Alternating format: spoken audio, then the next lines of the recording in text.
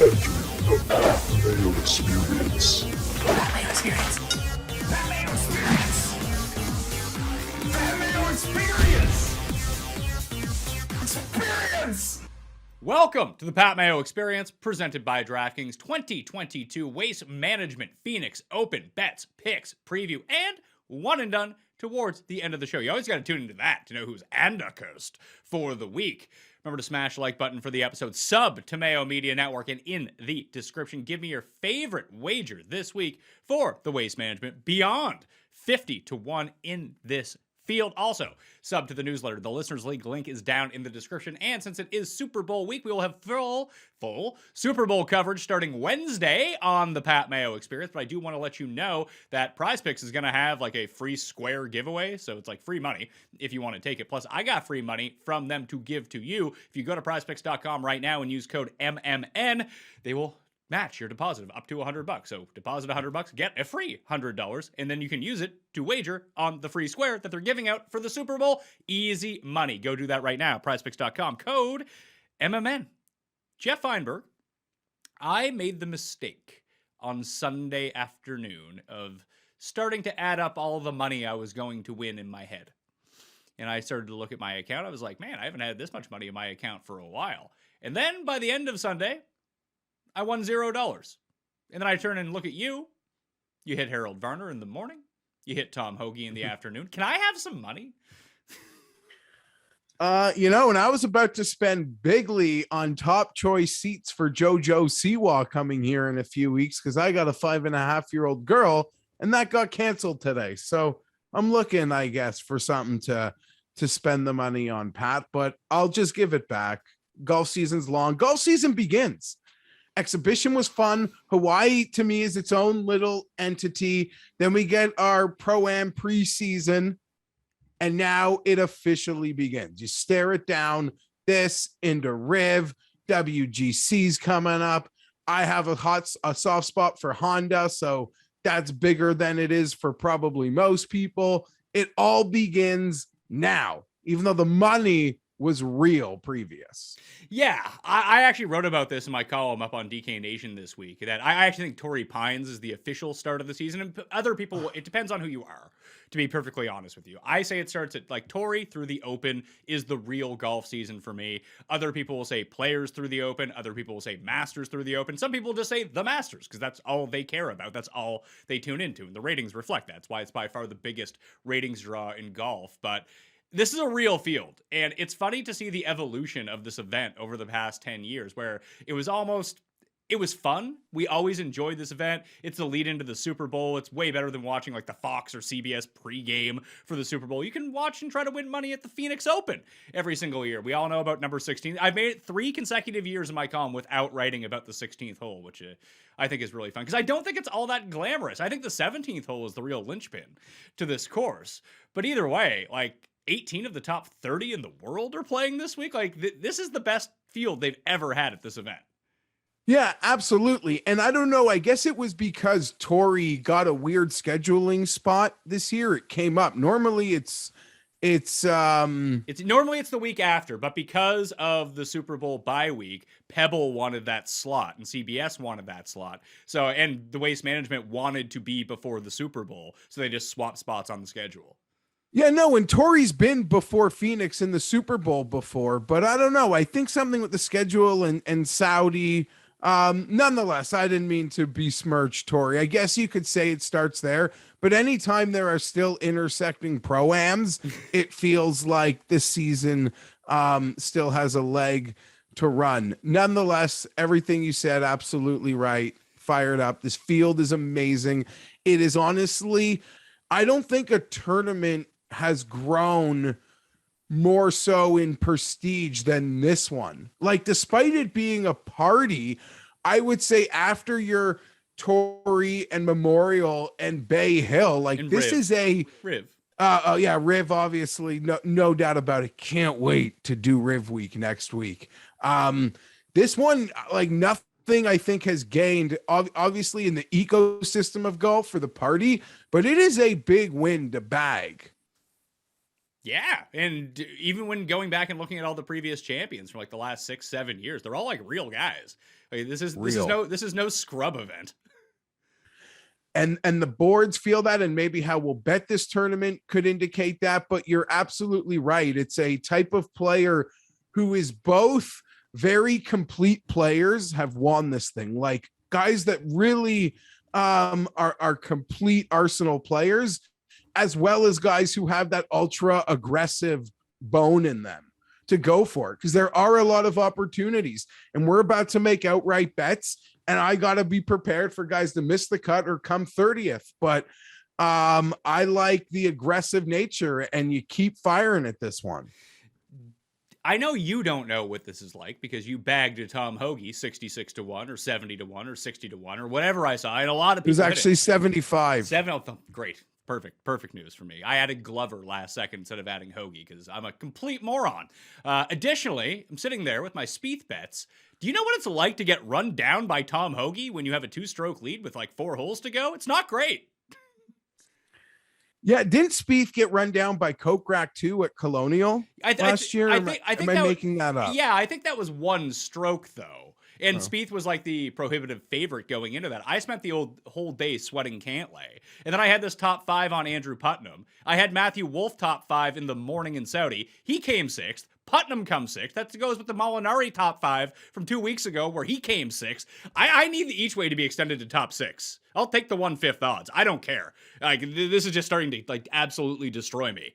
And I thought Putnam, after he made that birdie on 8, was like, all right, here we go. Maybe he can get back into it. And I do have a theory about what happened to Cantlay. There's 2 things. One, we sat here last week after observing everyone kind of shitting on Rahm for blowing it on Sunday and not making the charge. He ended up losing by a stroke or 2 strokes at Torrey Pines, whatever it was. And like, oh, John Rahm can't close. John Rahm can't close. But this is how you know that Rahm is considered way better than Cantlay, because no one is having that discussion about Patrick Cantlay this morning. It's just not happening. And what I think happened to him, he was a victim of his own success early in the round, because when he came up, I mean, birdies won, but then he has that like short approach from like 40 yards in on that par 5. And I don't know what sort of English he put on the ball, but he got it to spin from left to right, and he left it like a foot from the hole. It was an immaculate shot. But then he had that same shot like 6 separate times throughout the course of the day, and it wasn't close any of the other times. So I think that but shot it's not that he had. Sorry, go. I was gonna say, I think that I don't know if it got into his head or he thought he could pull it off the same way every single time, but I don't know what he was doing on all these approaches. He would have been better off laying back 80 yards instead of driving it to 40 yards from the fucking green and just hitting his wedge in every single time based on where he was chipping this ball. Okay, so you pretty much nailed it there, and I'm sorry for cutting you off, and I do that, and I apologize, and people hate me for it, and I hate myself for it too, people, okay?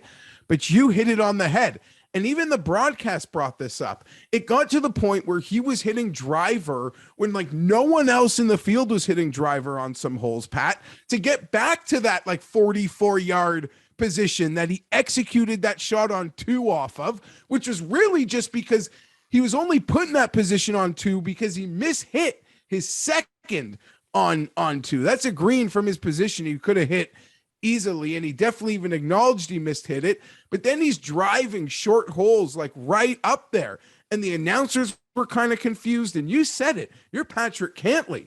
Like, that was an awkward range that he kept trying to get back into. It almost seemed like intentionally, because he felt, I guess, so good after that shot on 2. Who am I to tell Cantlay anything? But yeah, I think you nailed it in that respect. And as for Spieth, how do I put this? I've acknowledged this. There's only 2 times I don't like Spieth anymore. One, it's in majors because he has so many of them, and I want other guys to win them. The only major I'll probably end up cheering for Spieth in at this point in his career would be the PGA, because I love the sport and I love seeing guys get elevated, and a grand slam for him, I wouldn't want to fight that emotionally at all. The other time is when I am betting guys who are, I guess, in contention with Jordan Spieth. That's just part of the game. You guys play that game too. All that being said, it was marvelous, in my opinion, what he did. he's got like after Alex Noren, his pre-shot routine is as awkward as there is to me. And you could say maybe a lot of guys do it.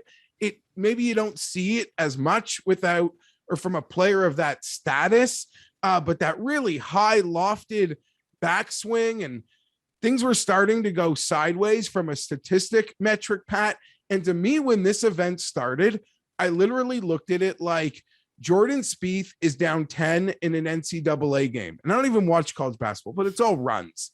And one of two things happens. Either that game that you're down 10, one of two runs happens. You make the next run and you're tied, or they make the next run and you're down 18 and you're essentially SOL. And that's where I came into the week on Spieth. So the fact that he is still like clearly working on something, because you're not doing that pre-swing unless you're still working on something. And he was able to hit a lot of the iron shots that he hit, and he was able to contend, I know, at a comfort course. And had he won, I could have already heard Tim like talking shit, like the same way Tim talked shit after the Valero win. Like, who'd you beat? Andrew Putnam and Tom Hoagie and Bo Hostler. Love seeing Bo finish third. And no part of that. People like, you had to have money on Bo. I had no money on Bo, but love seeing him finish third. Good for you, Bo. Back to the important guy, Spieth. So incredible like week for Spieth, in my opinion, and how it sets up for him going forward this season.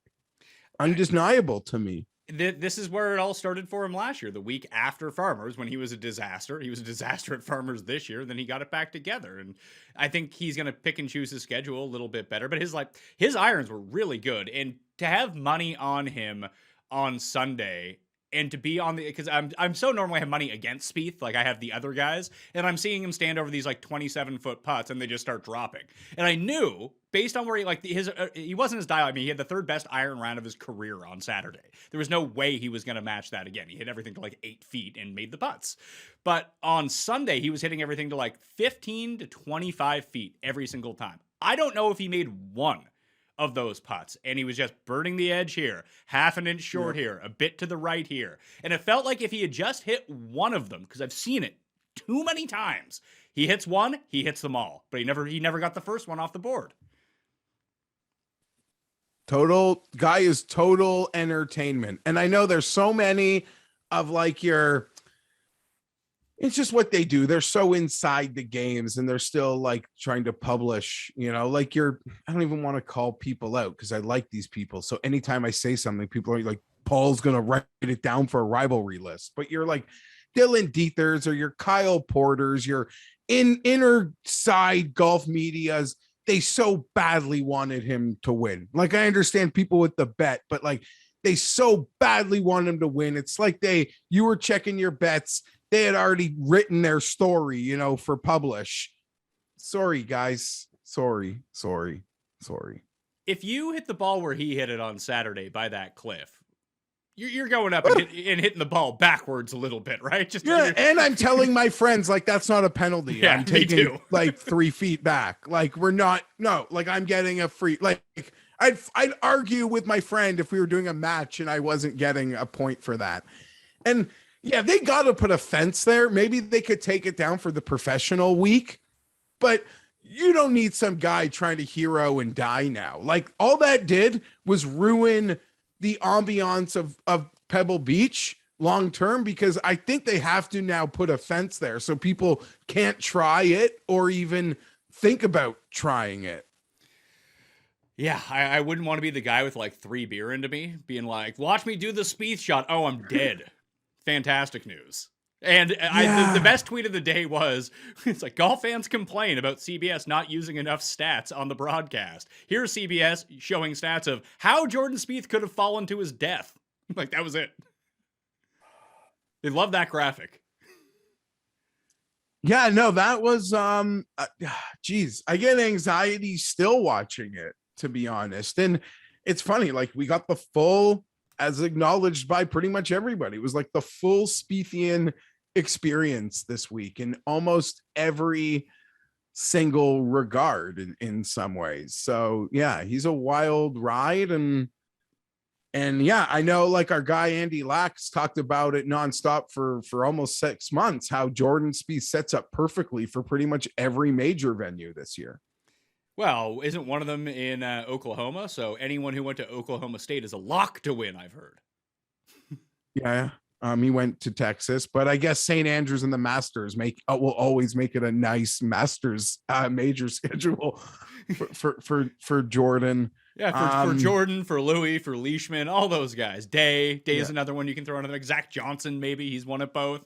But let's go back to Hoagie. Let's go back to Hoagie for a second, because I thought he was cooked on the front nine, and then he double on 5. He went on the 140-yard hole. He went lights out on the back 9 on those approaches. Then he started making the putts. Like once he made that putt on the par 5, I just put my head in my hands, and I had family over yesterday and I was watching the broadcast and they don't know what's going on as I'm going through like an emotional roller coaster. I was like, because Spieth misses the putt, Hoagie hits the long one, Spieth misses the short one on 17. I'm just like, oh God, it's over. Like this is it. Yeah. Like Spieth's going to need to make eagle on 18 and just no one's making eagle on 18 with that pin position. It's just not happening. I don't know what to say. I totally agree. I had to my daughter thought I was angry when Hoagie hit the putt on 17. Like I was aggressive. I was aggressive. Like I was like, yeah. Popped out of the seat. So yeah, I get it. I totally get it in that respect. Hoagie was a wagon. He was a wagon that he seems to be. It was that second place, and 5 minutes before that sequence, I'm just like, I'm always going to remember this is the month where I had 2 Pro-Am Hoagie second places at big numbers. Yeah. Nope. So yeah, I don't know. There was something else I wanted to say about the players on Sunday, but was it that Seamus Power was at 17 under, and then Tim was like, I'm really rooting for this Power guy, and I think it was 5 over from that point. So Seamus Power got it to 17 and the winning score ended up being 19, right? He got it on the first or second hole of his Saturday round. He got it to 17. The winning score becomes 19. It would have been incredible. And I guess so much for all the type line I'm talking about that they had to, the stories about how record breaking it would have been. I feel like in some ways that's disingenuous with the setup of the Pro-Am and the different courses, but yeah, it's still incredible. I assume Spieth would have been 100 to 1, 80 to 1, 125 to 1, maybe at some peak moments. And that's only because he's Spieth, a player on their, I don't even mean true value, because I don't know we're ever getting true value, but if Adam Hadwin and Jordan Spieth had the same score and we're playing in the same group, that Hadwin would be 1,000 to 1, where Spieth would be 125 to 1. I know what you're saying. Yeah, sorry. So just incredible. And I guess if anyone had the stones to pull that, I don't know, Fitzpatrick came alive as it was getting firm and fast. I don't know what to say. Yeah. The moment it got relatively difficult, Fitzpatrick just starts inching up the leaderboard. Yeah, another day in those conditions. So I don't know. Did you make any live wagers on this? Did you bet Mav McNeely minus 125 after 6 holes, or maybe Seamus Power 3 to 1 after the first round? Oh, no, I didn't. But I had 2 props. I had Power over Day and Power over Spieth. And for a moment, I thought I was going to lose both of those head-to-heads, and that would have tilted me huge. So thankfully, Power held off Spieth. I got or Day. There's a few things I want to talk about though, Pat, unrelated to Pebble. But quickly with Pebble, people I guess because we have a show and we can vent about it on the show on the Tuesday. But spending the whole tournament tweeting about the coverage, I don't know, those people were starting to entertain me. I don't mean the people playing, although I will say Saturday night, I was over at my folks' house. We had some people there. My dad had been in the hospital, so he was out. So that's good. So we had some people over, and all these people 75 and above, they were loving the shit coverage. They were loving it. And it just always has me thinking we've got bets, we've got lineups, we've got props, but you see the ratings and it comes out. It's like what percentage are we? Like, we're just this loud vocal minority that like just wants to see all our shots, on a, fighting for it. And I get it, but I don't think people realize or don't care to realize that shit on Pebble Beach, it still resonates in some weird way. And I observed it firsthand anecdotally. I think that the extended coverage of ESPN Plus now, where you can get away from that coverage and really, and obviously they don't have everyone, but normally they do have the players that most people want to see, that if you do want to see the shots from those guys, you can just go over there. And I think that most of us are fluent enough in the internet that we can figure that out, that maybe you're right. And listen, there was a few of them. I actually really like Canelo's swing. Like the power that he can generate. I mean, they said he's been golfing for 2 years. The fact that he has that sort of power right away, like his turn is like, oh my God. You can see how he knocks dudes out. Put it that way. The short game has a lot to be desired. Willie Nelson's son, not bad. Macklemore, not great. Didn't need to see Macklemore's a sandbagger, bro. There's no way you're a 12. Just like playing 3 or 4 years, there's no way you're a 12. There's no. Yeah, but what are you gonna put up there? What does Larry Fitzgerald say he is? He must be decent. He's an athlete. All those guys, it seems to come to them pretty naturally. You watch those like Lake Tahoe or any of the mixed events, it's always like Mark Mulder versus John Smoltz versus Derek Lowe. Something with the pitchers. But Sunday, I'll say CBS, in my opinion, did an incredible job in really alienating the amateurs. Now, maybe it's because in some ways the tier of amateur has lost some status. And there was no Bill Murray on Sunday. Yeah, and you lose a lot of the guys that are there for, they're really not playing. And the guys that want it were on the other side with Taylor Moore. I think, but I thought they did a great job. Other than seeing Willie Nelson's son hit like an incredible shot and wishing it was Andrew Putnam. Well, there was that. There was getting him confused, like his ball confused with Putnam's ball, and then getting him confused with Jake Owen. I was just like, what is going on here? But to close on Pebble Beach, I think sometimes as golf fans, we kind of need to take a step back and see it from the Adam Scott perspective. And maybe a network perspective. There's 44 goddamn weeks of this shit, and anything they can do to change it up, how can you hate? I know I don't mean hate, because can be very tilting and frustrating, but it's more so I don't know. They'll screw up Riviera next week. I've never been more tilted than I was Riviera a couple years ago, where I think it was Adam Scott was contending. Yeah, I had Damon money. Amazing event. I had Damon money. Damon was winning. We didn't see him on the telecast until Adam Scott almost hit him off the tee when he was standing in the middle of the 15th fairway. But Adam Scott was tied for the lead or one off, and he made a double, and we didn't even see it. It was the weirdest telecast ever, and we were so mad. And the only thing that saved them in some respects is it was quickly into COVID, and we lost golf for a bit.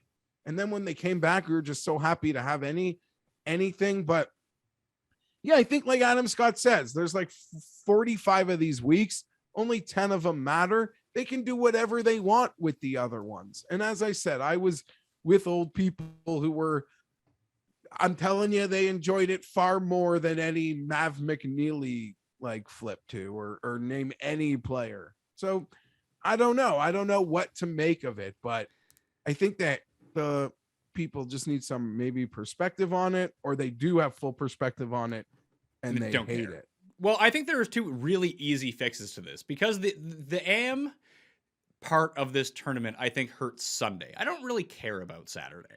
Blow it out on Saturday for all I care, but just end the AM on Saturday, and whoever the winning team is after the 3 rounds that you play the course, that's it. That's the end of the AM part, because once we get to Sunday, obviously these rounds are super long, and if it goes to a playoff, maybe you don't even get it in at that point. But I think we were really robbed, because we're still at the part of the season where they play threesomes on Sunday, that we would have had some really cool threesomes down the stretch, because we would have had that sort of grouping of, the guys that no one really expected to win or thought were going to blow it. You would have had, it would have been Damon. No, it would have been Power, Hoagie. No. Putnam, Hostler, and Hoagie, I think, would have been together. Then you would have had Cantlay, Spieth, and Damon all play together, or Power, whoever it would have been. That would have been fun to see, like all the three guys, and then you see the dueling shots. People aren't all spread out by the holes, and you're trying to like do the math in your head. Well, have they played the easy hole? Have they played the hard hole yet? And everything was just taking forever. Fortunately, Jason Day didn't slow anyone up. I thought he was going to fall down that cliff at one point, but he just packed it in, just like Cantlay. Like towards the end of the round, Cantlay was like, screw this. I want to get out of here. But the good broadcasting decision they did make was Cantlay got relegated to, hey, we're not showing you live anymore, pal. Like, you can't be lining up this 1 foot putt for 3.5 minutes while we're sitting here watching you like nimble your feet back and forth the entire time. Like, we will cut back to you after you've made your shot. So he got like taken off live coverage. He sort of got pushed to the "this happened moments ago" coverage for Patrick Cantlay. Had to. No other choice in that regard. I do think on Sunday, though, I know it takes long. I think they did a good job, and I don't think they showed many celebrities at all hit golf shots on Sunday. No, and it's funny you mentioned that broadcast when it comes to Riviera 2 years ago, because Harold Varner III was winning that tournament. He duffed the ball off the tee on 10, and they never showed it on the broadcast. And I guess that transitions us into Harold Varner III. You hit him outright. It's an amazing putt. He beat Bubba Watson. Hurt our Bubba number this week, by the way, which we normally just love to go to at this course. But shout out to Harold Varner. He's won the Australian PGA. He's now won in Saudi. Does he ever get a PGA win in his career? Yeah, of course. Like he can bag a Wyndham or something, or even next year's Amex. Yeah, for sure. It was great to see. I don't even know why I bet him, especially with players of that caliber in that field. But I don't know. My street book was giving a stronger number than what was out there, and I'm just like, screw it. I'll ride this guy. And I was really tilted as because I actually taped that coverage to watch Sunday because I had Varner and Fleetwood. And Varner was inside 10 feet for the first 8 holes and hit one putt. So it was an incredibly frustrating day, and Bubba making his charge. Nice to see. But yeah, thrilled for Varner. I have no doubts he'll get a PGA Tour victory. Additionally, that was a really windy weekend in Saudi, and it really affected the scores. You have Varner, he wins there in a windy condition. And like as soon as the wind started blowing hard, like Wolf melted down both days as he was making his run. I was really pumped for Wolf to go get his win me some monies. But the other win that he had, direct to Phoenix. There would have to be a charter, right? Like there's enough guys playing. I think there's 7 of them playing who played in Saudi or playing in Phoenix this week. Yeah, they probably hooked him up a charter for sure. Yeah, it's probably a part of the deal to go over there. But his other win in Australia in 2016, I believe that was really windy conditions too. So maybe we need to take a look at windy condition Harold Varner. I can get behind that wagon. I'm very much in favor of all HV3 things. And we'll see. Although, now I don't know. I'm certainly not running to bet him or chase more Harold Varner victories at this point. That's the Saudi Super League stuff came out last week. I talked about it with Cam and Pizzola on the Olympics coverage. That's what we started the show with last week. And do you even really care about this? Because I don't. It's never going to happen. No, I don't care. But I think there are a lot of... I have a couple takes, and I'm not fully versed on all of it. But... One, if half this money being reported is true, I joked before even the Bryson deal came out. They said there's 22 for Poulter just to show up. To me, I think we grossly overrate, and Poulter's probably a bad example, like how much money these guys get outside of a select few, outside of winning tournaments or what they do on the golf course. Like, there's this a giant misconception based on like how Tiger and Phil showed up on all those lists of high ranking athletes. I think of how much money is available to anybody who isn't a true superstar. And to that point, like I would assume even being a true superstar might not help. Like I bet you Ricky Fowler makes just as much to wear clothes or more and use equipment than Justin Thomas. 100%. I mean, in terms of endorsements, Ricky's got to be top 5 still. Yeah, he probably still is. So even being great, like, doesn't even necessarily put you to a certain point. And I bet you Justin Thomas is frustrated at that. So I think people really do underestimate or overestimate what these guys, 99% of these guys are getting off the course. Poulter getting that 22, I joke, that's like showing up at your auction league and someone starts heavy. It's like, whoa. Poulter got to like, is that the scale? Everything from here? Like, yeah, Bryson's worth 122. The other part of it that just seems so off-putting is Phil. Like, I get it. Like, Phil, and he's getting well more versed. He's like, I read all the fine print now. And the PGA is just filled with greed. As he says that in Saudi Arabia, and he's literally maybe one of the most greedy players ever. And he's upset about digital rights and media rights. He should be. He absolutely should be. I get it. But, like, at the same time, Patrick Mahomes isn't allowed to use a highlight. Yeah, in a commercial, no, for something he's doing. Like, and listen, that's on the NFLPA to negotiate on their behalf next time that everything is collectively bargained. But there is a bit of a difference between owners owning, like the owners own the team, therefore they own the property that's on the field in terms of the highlights, the digital rights, everything like that. The players will have to negotiate through their union in order to get a piece of that. Yeah, I agree. They gotta get it. In golf, it's different. These are just guys out there. It's not like they're a part of a collective where they get a chunk of the guy that owns I guess the PGA owns everything, and they get a chunk of whatever the purse is. No, like these guys should be at least. I mean, there's no union to argue on their behalf. I get it. All this Saudi thing is, and with Phil coming out and saying all this stuff, he's just throwing shit at the wall here and being like, here's where we can get money. Here's where we can get money from the PGA Tour, because no one wants to go play in fucking Saudi Arabia. But if they're going to be like, hey, it's all just leverage for them, and the more they can get out of it, good for them. Squeeze it out of the PGA. And Phil's trying to help us here because Phil's making suggestions. It's sort of like, even if this league doesn't go off, like if they make 8 proposals, sort of like in an XFL viewpoint, like 2 of them could end up in the NFL, like mic'd up caddies and more mic'd up on the course. And feels like I'd be mic'd up for everything. Like those are amazing.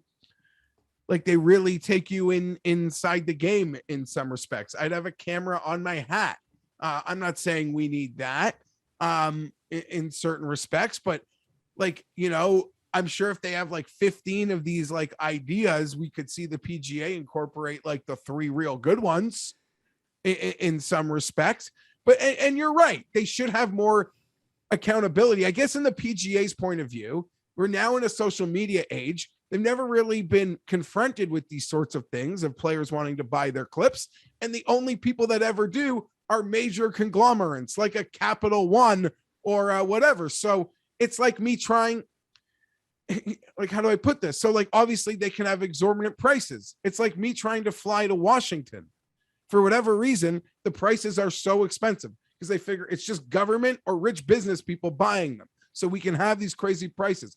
I guess now in this new digital age, they should be like, no, we should probably have like a more like normal format for guys to have access to their own highlights without charging them like $1 million per usage, or at least give them a cut of the ownership of their own likeness, that when these things sell, that they get a cut of that money. I'm sure that's where this all ends up. It's no different than the writer's strike, the WGA strike, when movies and TV went on hiatus. Then they had another one later on in the decades. They had 2 in the decade where they went on strike, and a lot of it had to do with digital rights. And if this is going to be monetized, what sort of cut does the writer get in perpetuity over this? And you had to take a stand now, or it's just going to get written in and it's going to be more difficult to overcome this. But it's like the NFL is selling NFTs of Patrick Mahomes, like you said. Like I think that the next time that the players union comes around, they're going to want a cut of that money if they're using the likeness of the players on the field. They should be arguing for that. In golf,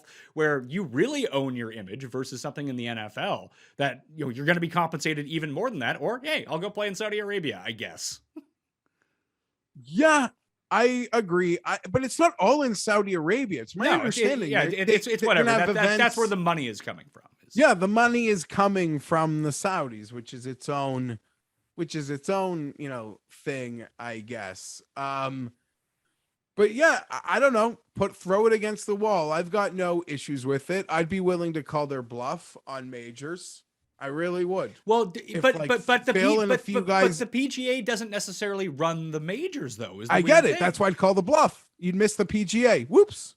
But even the PGA isn't run by the PGA. It's run by the PGA of America, which is not the PGA Tour. Those are two separate entities. Technically speaking, you could still play in all of the majors and play on this other tour, I would think. Now, they might work out some sort of deal with the PGA Tour to ban these guys from playing, but do you really think Augusta's going to be like, no, Phil can't play anymore?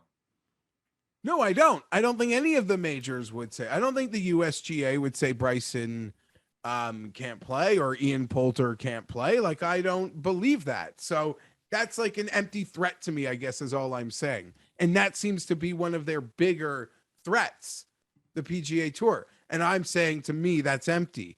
At least from my, 8 gazillion yards back in my chair. Yeah, it's an empty threat. So we'll see.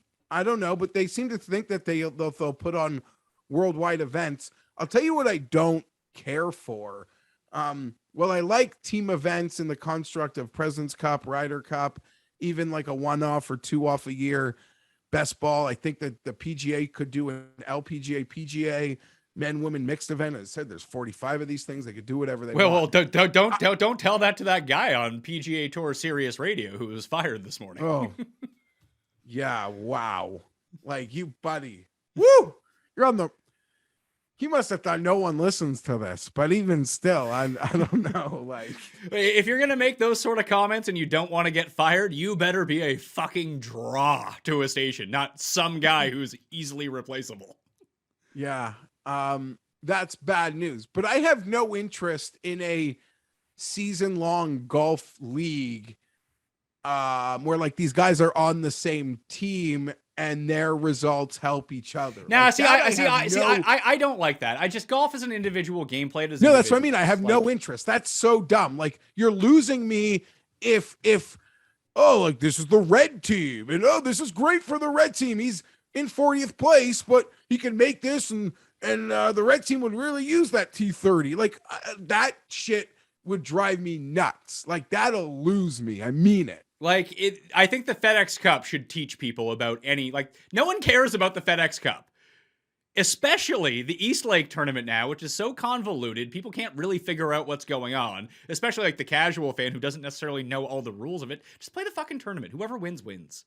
Like, is it really putting you out that much? Like, well, it's not fair that Patrick Cantlay didn't have a 3-stroke lead or whatever. Like, who cares? Just win the tournament. How about that? Yeah, and then you win. I agree, but I have no issue with any sort of entity that's going to push the PGA to be maybe better. give us better experiences in that regard. So yeah, I'm very much for it, and we'll see. We're opening up new avenues. Like a few weeks ago, we finally got a chance to talk about the Netflix thing, Pat, and we're like, and I was like complaining, like, what are they going to actually show us? Like, I'm happy to see Harry Higgs putting his feet up, pouring Tito's. And I love seeing the behind the scenes in the locker room and stuff like that. And I'm sure there'll be some try hard choreographed like pranks, all fun. I'm here for it. But what I really want to see is like Zalatoris after the loss, like Spieth after the loss. Like, are they going to give us that? Because in NASCAR, when one of those guys lose, they're right in their face. We got to see Toto angry, F1. the driver angry. Like, that's what I like. I'm trying to think of things that would interest me. Or is the controversy just when Bryson tells Cantlay to stop walking? I actually wish Bryson would have played this Pebble event. I know he got hurt over in Saudi, but there was a couple of those holes where Sunday would have been so much more fun if each of the holes was held up because Bryson was just trying to drive 9 of the greens. That would have been so much fun. I'd be for that. Yeah. Let's move on. We spent too much time on this. Let's get to the Waste Management Phoenix Open. I do want to give a special shout out to some of the viewers out there. I saw Sam won 100K. Shout out, Sam. We had another $100,000 winner, a $25,000 winner. Brad ended up winning the Pat Mayo Experience Listeners League for like the 3rd or 4th time at this point. Like, some big scores. The Mini Max was won by a viewer. So shout out to everyone out there who cleaned up this week. We had some good picks on the show. Jeff, if you took the mix between my picks and Jeff's picks, you had a really good week. Jeff hit the winners. I had like the rest of the leaderboard that didn't cash me any outrights or top fives or anything like that. And reminder to everyone to go to fantasynational.com/Mayo to make your own inputs. And that's how a lot of these people are doing everything. I love the weeks when people win big money, especially, listen, I would love to win big money too. That's obviously my number one priority. But if I lose and the viewers out there win a collective like $600,000, I'm pretty okay with that. Yeah, absolutely. And as you said, I had Hoagie, you had Spieth, put up Fitzpatrick, Putnam, even Bezadenhout made a charge that would have, if you propped him up in a lot of ways, it could have cashed. Lanto with a lot of guys didn't even notice who I was on, ended up having very nice weeks. So in totality, I feel like I read that event quite well, and hopefully I'm seeing this one clearly. Well, we are at TPC Scottsdale, home of the 2017 Pat Mayo Bachelor Party, which was a lot of fun. 261 yards, par 71, although these are three of the easiest par fives on the PGA Tour, a collective minus 521 in 2020, I believe, between the three of them, which is kind of nuts. You can make eagle on all three of them, or you can put it into the water on number 15, like a lot of people do. One of the most Ogwood holes there is on the PGA Tour. And as Jeff mentioned before, this is sort of the cream of the crop that ends up winning here. And it doesn't seem like it every year because you have this collection of like weird names, but just look at the winners. Brooks, Webb, Fowler, Woodland, Hideki, Brooks. Then you had the Stadler, Phil, and Kyle Stanley year before that. So basically since Brooks won, and that was people's introduction to us. Weirdly enough, that was one of the first big hits we ever made, like doing the show together, was that 2015 Brooks Koepka win. It may have been like our second or third show ever, and people didn't even know who Brooks was at that point. Brooks was here, 40-1, cash it. Then we cashed him again last year at 55-1. Spoiler, I bet him at 35-1 already, because why not?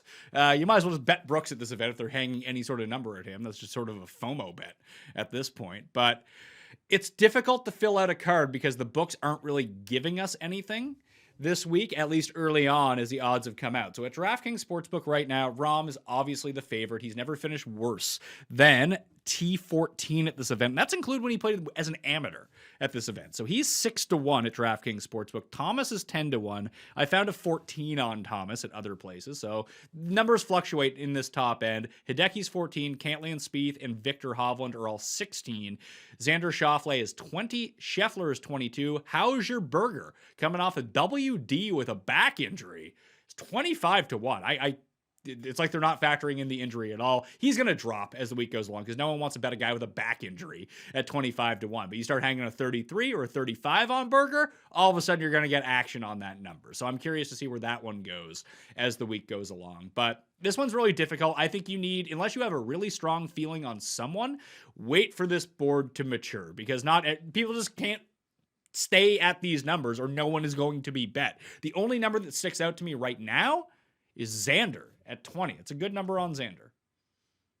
You took the words out of my mouth, Pat. They put a 20, they put a 2 in front of Xander, and that makes they have my attention with that. I'm not going to lie. I do this a lot. I talk about it a lot, and long shots do hit. No, I talk about it a lot, but I never would actually do it. I don't think how do I put this? John Rahm getting my whole clip is always like a quick part of my morning. It really is. It really is. I just have too much fun making a card, and chasing a John Rahm win would be exhausting. It's not as fun. Some respects. I mean, especially because we're in the content business as well. I like to talk about the entire field. I like to have multiple bets on the go. The only time I ever remember you emptying the clip was DJ 5-1 at the Canadian Open. He fucking smoked everyone. Yeah, two times actually. And now we forgot someone when we talked about Pebble. My nemesis, Troy Merritt. Oh, yes, Quicken Loans, Ricky Fowler. It's like the only time I ever guaranteed, like went on a Monday and said, I guarantee this guy is going to win. It was Ricky Fowler in a scrub field Quicken Loans, and he finished second to Troy Merritt. And here he showed up as so many people had bets centered all on that board with a fucking soul patch. I thought he was here to ruin the world. Merritt shot a 60. I like him. I do. Merritt, I think, shot a 62 that Sunday to beat Fowler. I think that's what it was. Oh, he's my nemesis. My nemesis for that still. But yeah, so Xander's got a 2 in front of it. Rom, like he's gonna win soon, but chasing it, what's the trying to call it? Like, is that more fun? Is that fun? Trying to call the Rom win? That doesn't seem like it's gonna be fun, especially if you are wrong when you call it. So just let it happen and let the board get wiped away. Sort of still my theory. I but think I it's- love the thought of it. I think it's hilarious that Spieth is 16-1 right now, considering I bet him at 22-1 against a pack of losers last week at a course where he plays really well all the time. Yeah. But you're probably right, especially as it pertains to DraftKings. You've got to let this top of the board develop a little bit, but I don't know. There's a guy, right at triple digits who I like. And other than that, I don't see myself straying very far, Pat. I don't see myself straying very far. It's just, you read off the list of winners. They're just complete players. Like, they're complete players in a lot of respects, all of them, at least when they won. Ricky, when he won here and would be a wagon and go to playoffs, all that stuff. So I didn't have Ricky money that year. I believe you did. I had Grace money, the guy that ended up trying to chase him down. Remember this? Ricky rode the struggle bus all Sunday. That awful triple bogey he made. I embarrassed myself in front of people. Like, it was bad. It got sloppy. Like, here you are. It's a Super Bowl party. And as I say all the time, football season's over. You're a Bengal fan. You're a Ram fan. It's as important as life. I get it. For the rest of us, unless you got some big future, it's just the cherry on top of your ice cream sundae. But I like my 4 scoops and my brownie and my fudge sauce. This cherry with people who don't care and their wives. Football season ended. That being said, I embarrassed myself. Like, I was a mess. Because Ricky Fowler, people will never look at me the same because of that Fowler experience that Sunday. Yeah, so let's move on. Even the Finau loss in the playoff here, was bad. when Finau could never win, was so painful. I got my heart ripped out the year that I was there in 2017. Hideki ended up coming back to win. I had Ben Ann and Louis, and I believe they were the co-leaders going into the final round. And nope, not gonna happen. Well, so this has been a place of great joy for me over the years, and a place of great heartbreak for me over the years as well. I've had a lot of second place finishes at this event. It's just funny to go back. At least you won the money with Fowler. He ended up winning. So that's great news. But I did look on Fantasy National, and the one thing I did notice versus most events, listen, every single week, the key stat is going to be strokes gained approach. It is the most important thing you can do in golf. However, when you look at the distribution between driving, iron play, and around the green, it's a lot more flat in Phoenix than it is at almost any other course. Like, this will really test you tee to green, and where the greens are so fast in Phoenix, I think it kind of compensates for some really crappy putters. We've seen Kyle Stanley has a win at this event. Hideki has 2 wins at this event. Finau almost won. Bad putters can win here. Webb lost in a playoff to Hideki before he was good Webb putter. That was the first sign of, did Webb fix something with his putting? Also, so yeah, we've seen some weird putting stories here, no doubt. And honestly, we're lucky. You spoke of your bachelor party and your heartbreak that week, but there'd have been a lot more heartbreak that week if Phil Mickelson dare touch Tim Anderson. He'd have suffered Louis Anderson. He did. I have a video of Phil touching Cust, and then Phil was kind of in contention. Then he was no longer in contention. No, that's not true. Phil pulled the hand back. That's right. That's what happened. I think he pulled it back. He pulled it back from Cust. Didn't want to touch Cust. Smart move on Phil's part. Although Louis might have had a major last year. Well, that's the tough scene. I mean, when we go over, we did the Custy review panel. That show comes out next week. It's pretty funny. Three. It has Bronstetter, Kenny Kim, and my buddy the Kiefer going through each of the categories with all their Cust stories. It's pretty good. Kenny is on fire in this episode. We may need to do some extra content with Kenny if he keeps this up, because it's just fucking hilarious to me. And I think everyone's going to enjoy that one. So tune into that next week on the Pat Mayo Experience. I'm seeing some other numbers out here. So let's talk about the rest of the market. Thomas 14-1, Cantlay 14-1, Vic Yeah, he opened at 20 and got beat down really quickly. Like 16 and 18 seems to be the best on him now. You can get a Hideki at 18. You can get a Xander at 22, a Scheffler at 30, a Berger at 30. Like, you can wiggle around in the market to find better numbers because there's so many good players that it's really hard to price everybody. I was praying that Justin Thomas was out of sight, out of mind kind of thing after kind of blowing it at Torrey on the weekend, but the books were not having it. I was hoping we'd catch a 20. Not even close to happening. The best number I've found is 14. And I really like Justin Thomas this week is the thing. I want to find a number where I can bet him at. Like, I much prefer him to Cantlay, him to Hovland, him to Spieth. But, you know, at a certain point, if I can take Xander for 8 points more, I'm probably going to do that. Yeah, Xander's the guy that I've kind of earmarked there. And Hovland. I missed any early 20s. If there was an early 20, I'd have jumped all over it, although it's weird. Like, why would that stop me from betting a 16? I'm not sure. How big of a number do you need on Thomas?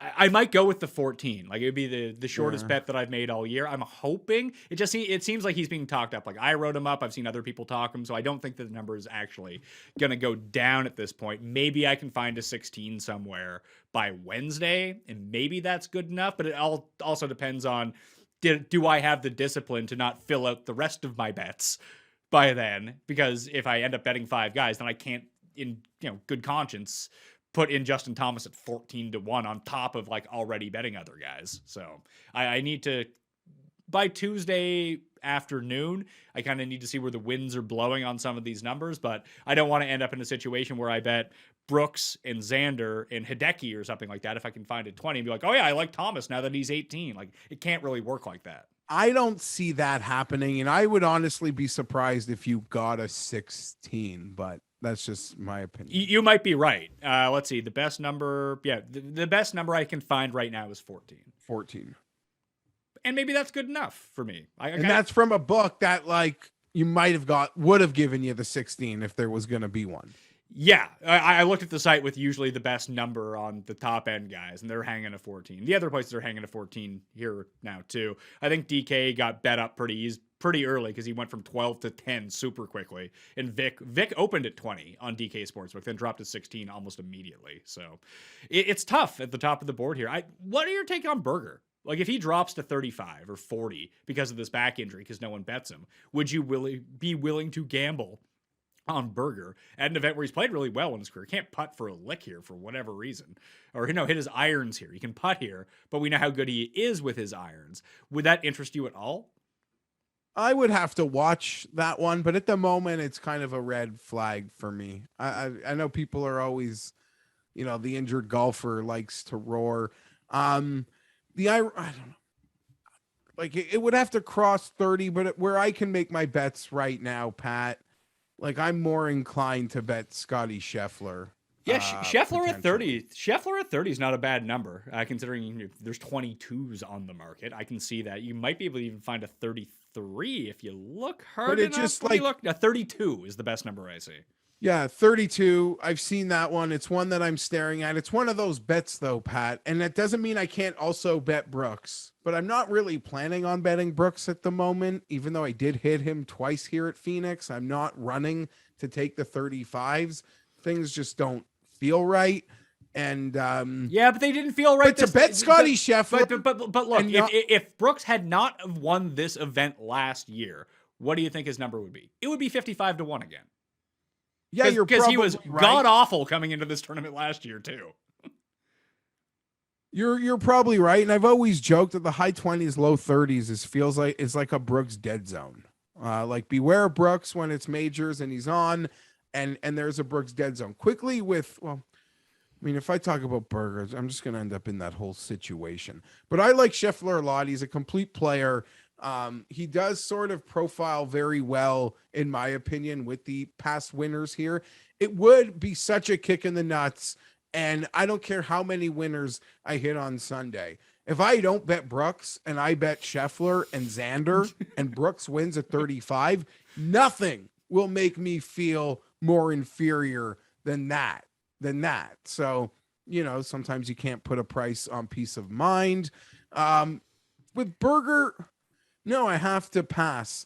And that's, I guess, a whole other conversation, Pat. And we've already been a long show, but I don't know what the answer is for people to think that, like, how to get the information. It is embarrassing, though, when he is in a press room and no one asks him about an injury that was clearly apparent the week before. That's where we have the problem. But there's no like team PR to let you know a guy's status or anything. And I don't know if there are even people on the ground whose job it is. Like those people who you want to be asking about players and injuries are literally there, probably more likely by their editors to do a story on the groundskeeper's dog. Yeah, no, you're 100% right. Like it's weird. It's weird. In a macro sense, golf is covered fantastic. I know we bitch about the coverage, but I just mean when there are like golf stories, New York Times, your Forbes, like your sort of preeminent media sources love to do golf stories. But golf is obviously in a micro sense missing somebody. And I don't know, like, does the tour feel they need to employ that person themselves on their own digital end? I don't think CBS feels like that's their responsibility. They're just there to put the event on TV for 4 days or 2 days, or some days none at all. Maybe that should be a golf channel thing. But the concept of somebody traveling week in and week out with the tour, forgetting COVID in the landscape of budgets and these sort of like, you know, bare bones sort of ways. I don't like, no one does that. Does anybody travel with the tour each week in like a beat reporter sense? Do they? I don't know. I have no idea. It'd be really expensive to do that because at least, yeah, like so at least with reporters for teams, they're half the games are at home where the person presumably lives, which is easy to do. But there's 6 beat reporters at practice that like just tweet that this guy's limping or that guy's walking. Like it's such a different animal, like to make comparisons that, you know, that a baseball player is battling something versus needing to know a golfer. Now it's so polarizing when it's a golfer who's the defending champ and gets a 30-minute or 25-minute press conference. That's I can excuse if you don't know that Bill Haas is battling something, or just name anybody back there. Like I can excuse that. When it's a guy you've had a chance to sit with, the whole represented media who are there can sit with, and it's been documented in some respects. Although we say documented, the injury's only seen to people like watching ESPN live coverage in some respects also. So I don't have an answer, but there's a big void in the micro sense of golf coverage. I agree with you, but I don't know. They don't have to tell you if they're hurt or not. So then you're just relying on them. Like Berger could be like, no, my back's fine. What are you going to do then? It's not like they have an official injury report that they have to fill out like other sports. Like it's all pretty subjective to the person, and people aren't necessarily great at diagnosing their own injuries. Like we've seen enough players be like, yeah, I'm sort of stiff this week. My back kind of hurts. They might just be using it as an excuse to lower expectations going into the week. They could just straight up lie to you about it if they really wanted to. Yeah, and the last thing I've agreed with you for years we've spoken about is an injury report. Like, I don't need to know that. That would make it actually harder to see, like, oh, Hoagie, he's like a sore finger. Hoagie. Okay, I'm crossing him off. Like, your head would spin with the information you were given and the lack of transparency within it. And it would probably make this game of picking winners harder. And if Berger wasn't a defending champion, maybe he withdraws previous, but he felt he gave it 110% to pull it through and did obviously obligations as a defending champion for an event that is like already in the, you know, being picked on, like in inner golf circles. Like the event is like kind of I don't want to call it a laughing stock, but you guys know where I'm going with it. It's no event has probably lost more prestige in the last 40 years between that and the Canadian Open, I would say. Yeah, it's true. Last guy from this range, what's the number get to Hideki before you bet him? Because this is the Hideki Open, and it seems like everyone wants everyone else, not Hideki here. Yeah, it used to be just the Hideki and Ricky Open in some respects. Now it's just Hideki in that stance. So you're right. I mean, 18-1. Good I number. doubt they put it's a good number. I doubt they put a 20 in front of it. I am going to have a small, powerful card, Pat, like small and powerful. So yeah, Hideki, Xander would be the two guys at 20 or below that I like. So Scheffler, but yeah, Hideki's kind of being forgotten at the moment. Yeah, so for Clearly. me, the short list here for me is Thomas, Hideki, Xander, and Scheffler. I'm with you on Scheffler. And Scheffler kind of falls more into the next range once we see the maturation of the odds. But I don't know if I can get to Thomas at 14. Maybe Hideki at 18 I can get to. I'll hold out for that 20, see if it comes. And Xander at 22, it's a pretty good number. So I'm going to consider those guys. I have not made a wager on any of them yet. The middle tier of players is really interesting because I had bet one of these guys, and then Tim told me who his one and done was, and I immediately cashed out that bet. I'm not playing with that sort of fire at this event, but we have Burns and Koepka both at 30 at DraftKings Sportsbook, Finau and Webb and Louis both at 35, Seamus Power and Bubba Watson both at 40-1, the Gooch, Varner, Connors, they're all at 50-1 in this field, and then you just kind of keep scrolling down the board. You have Horschel and Adam Scott, Matthew Fitzpatrick, Abraham Answer.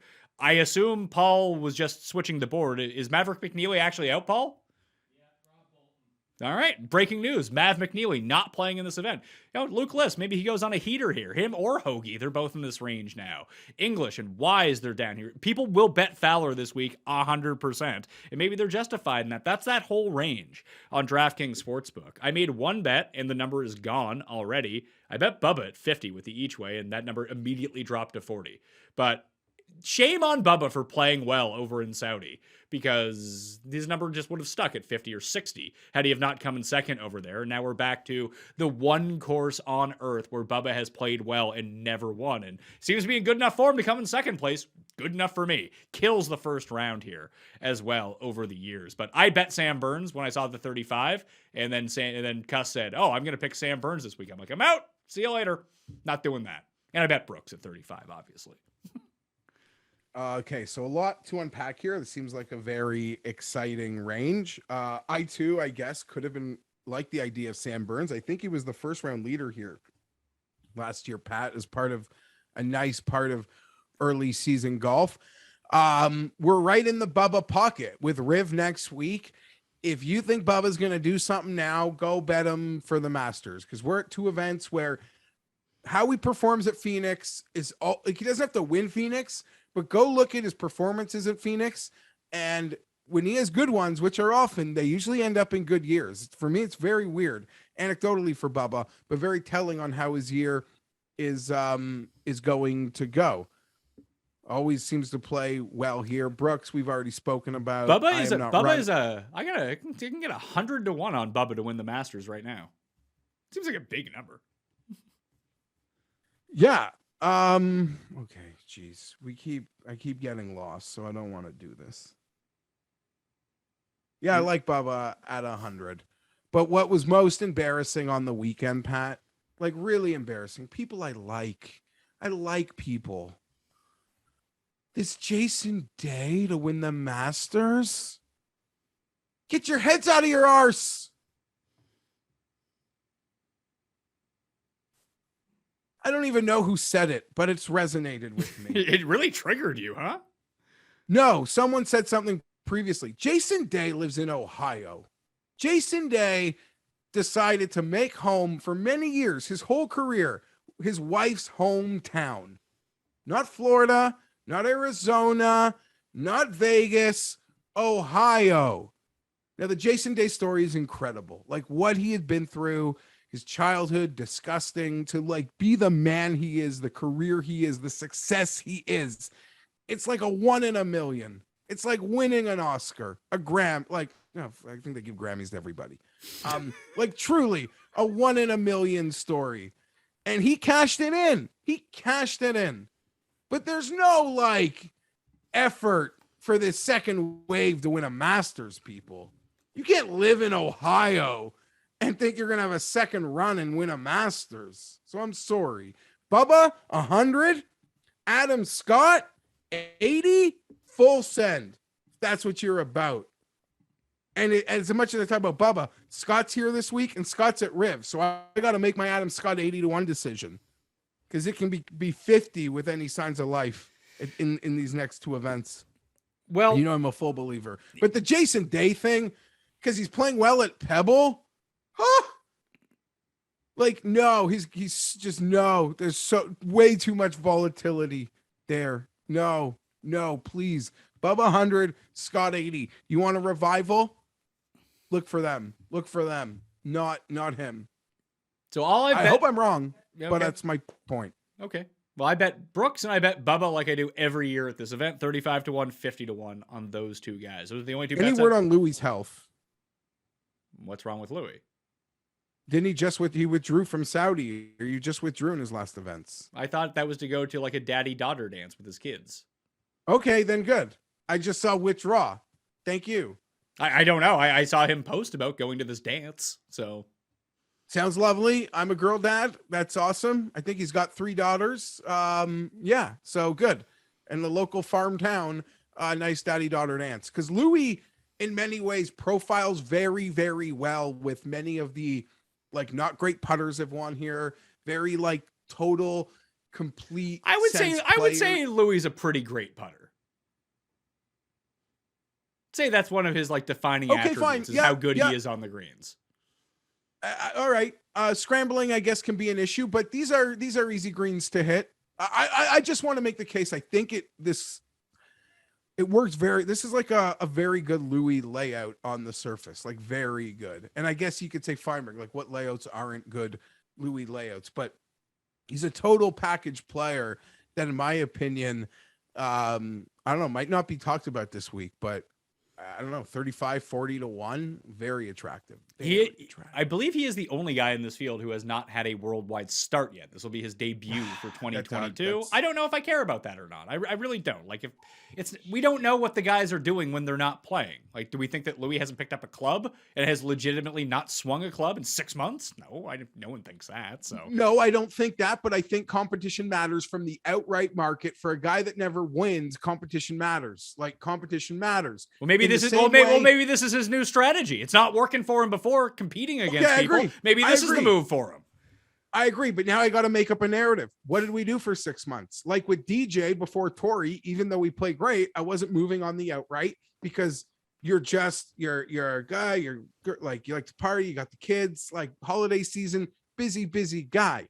But on the other side of that, I was pretty confident in Neiman because I'm like, oh, this guy's got nothing in his life. Like golfing, being good at golf, young, like being good. And it looked like he got off to that they literally played the same. So it kind of doesn't matter, but one was 80-1, one was 20. I don't know. Louis, family guy, 6 months, lots of kids, first start. Sometimes, as you've said, Pat, I got to find reasons to not bet guys. 100%. In a field this competitive, I don't want no first start. I don't want no first start. Do you want Finau or Webb based on how they're playing? Finau at 40 at a book that if I took my shirt off, I'd look like their mascot. Does that mean you're gonna bet Finau at 40? Because he is not playing well. No, I'm saying Finau at 40 is something that I can't just ignore. So I have to compress that. But you're right. He is playing horrible. He looks really lost. When you load him up on the Fantasy National, it just doesn't look like it's supposed to look like. Forgetting the win, like the win equity you can make fun of or not care about, just statistically and reliability with Finau doesn't seem to be there at the moment. Russell Henley is 30-1 on DraftKings Sportsbook. Who doesn't want us to bet him? It's like him and Scheffler are the two guys DraftKings is saying don't bet. Yeah, please don't bet on these two. We're going to make their odds as bad as possible. Yeah, I can't do that. Make a Henley. Henley's fine. If he was like 60, I'd feel good about it. At 30, I'd rather bet Burns. I'd rather bet Brooks. I'd rather take a swing on. Oh, you mean you would rather bet top 10 players in the world rather than Russell Henley at the same number? No. Yeah. Well, sure. So yeah, there's not really much for me to think about on that one. It's not an industry low number. I haven't really thought about Henley at all. It is, because I'm looking at Henley 55 to 1 at other places. So they really don't I'm want not to going to make fun of that. They may have been taking some. Hey, listen, 55 to 1 sounds like a proper odds on Russell Henley. 30 to 1 means please don't bet on this guy. So something fishy going on there. I like Connors better than I like Henley anyway. But like Scott, I see Scott at a 55. Like, are you going to bet Scott this week? Yeah, I am. T11, T10 in the Middle East swing for Adam Scott. I am betting Adam Scott this week. 55 to 1. I actually already, you could say that's the only bet I've made so far, Pat. Yeah, he's shortlist for me. Had to scratch off Burns because of the Ander curse. Scheffler at 30. A lot of these guys could be his Riviera tune-up. It could be Scott's Riviera tune-up, and I'm embarrassing myself with liking a guy to have a big year, and I want to bet him. Frothing for it. Homa 75 or 80 to 1 where you can find him right now. Obviously he's defending next week at Riviera, but there's one thing about Max Homa. He'll win in events where all the good players are playing. He's done it twice already. The thing about Max Homa is vintage Siwoo, right? Like the old school Siwoo of either T10ing, T5ing, or just being horrible. Agreed. So he's got that. And from an outright perspective, we're cool to take miscuts. They mean the same, especially when you're not each weighing. As we've crossed 50, Pat, like Brooks. Yes, Brooks won at 50 last year, but asterisks. It's Brooks. It's an outlier. I guess the books didn't have faith. You, like many others, were smart enough to make that bet. Don't worry, I lost it on the Chiefs, like I do every time I win money on this event. I lose it on the Super Bowl. Answer, another guy, sort of like Finau, like not playing as great as you want. This course has shown, like we've seen guys win and they can overpower it, but a guy like Webb, like you can win this thing tactically also. Do you even have faith in Answer?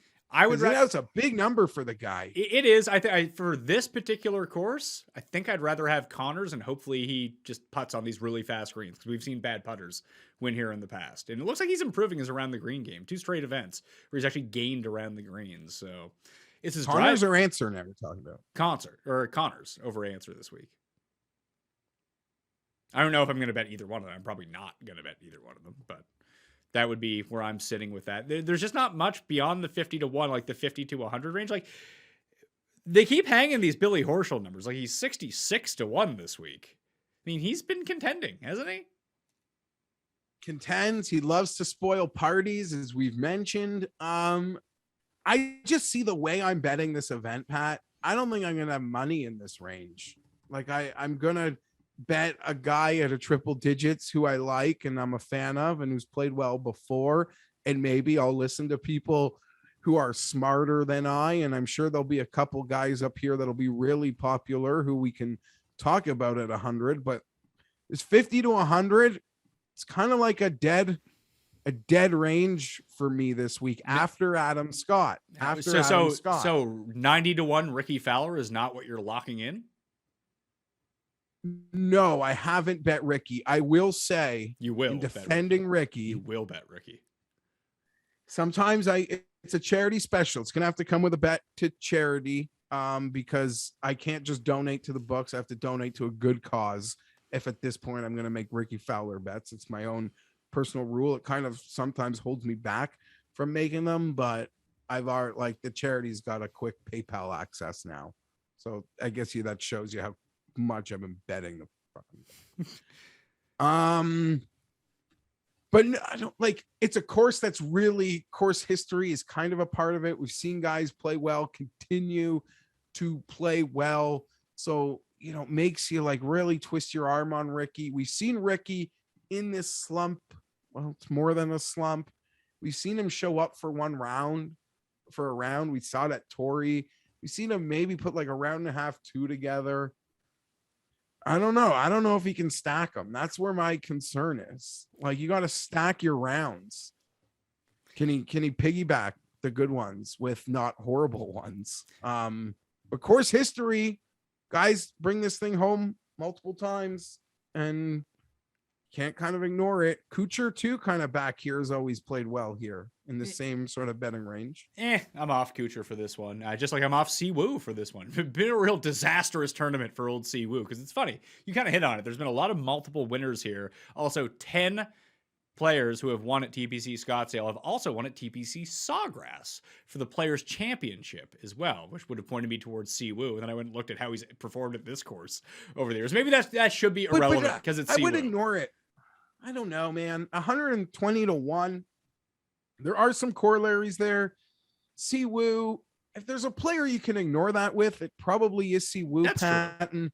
This is a very like boomer. You can find yourself in some boomer bust situations here. And as I kind of mentioned, a lot of the guys that have won here are very aggressive, like always go for the pin type of guys. Hideki, Ricky, Brooks, like they're just Bubba's had all that success here. They're always in attack mode. And because there is such a fine line, hey, you can debate how much you like certain holes here, but you've got to sort of have that element. So Siwoo has a part of what I really do like he'll just attack everything, and it could end up with a triple, but this is one of those weird elements. If you stay out of the desert, I think you're totally live. Yeah. I mean, that's completely fair. So long shots, Siwoo is up there. Maybe I'll end up throwing him on the FOMO card anyway. We got to stay with Woodland. Okay, so I have 6 guys highlighted that I want to talk about. I've bet 2 of them already. And then I'll just throw out that every single person I know is betting KH Lee this week. So just keep that in mind. He's 140 to 1. He's got the track record of TPC or something, right? He came second here last year. He just plays really well at TPC courses by and large. So everyone's on KH Lee this week. Telling you that right now. That number's probably going to drop. So here are the names that I have highlighted. Aaron Wise, 110 to 1. Molinari and Woodland, 125 to 1. I have bet Mito Pereira with the top 5 at 140 to 1. I have bet my guy, the Gim Reaper, at 225 to 1 with the top 5 each way. I also looked at Higo. He's down there as well. Probably not going to get to Higo, but those are deep odds for a guy who's like a top 50 guy in the world. I like a lot of what you mentioned, especially like Wise, Woodland, and Mito. Those are guys that could all have a little bit of my attention. Molinari. I'm gonna bet Wise as we're speaking right now. Molinari out of California. Not really trying to find Mito on my book here. He's low. 140 is where I'm seeing him. Seeing 125. All right, you get mad, even though last week I went when I went Putnam shopping. You started to yell at me, so I'm not going to do that right now. You mean you don't think you should be scouring the books while we're doing a show live instead of talking? Yeah, Woodland 100, Wise 100, and Mito. Those are the long shots I like. And shit, Siwoo, that's 4 long shots. Fuck. Well, if you stay out of that 50 to 100 range, then I guess you got time for those guys. Oh man, I'm just thinking of a Xander Scheffler Scott card, and it doesn't feel right saying it. Well, you can always add guys live at minus 125 after 3 holes.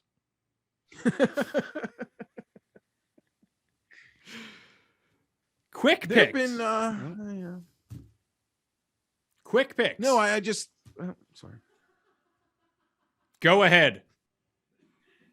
No, I'm as guilty as anybody. Like I always just see Rahm and Cantley playing well, and trust me, I'm not betting them. Like I just will take losses or look for guys that the books are sleeping on making a move.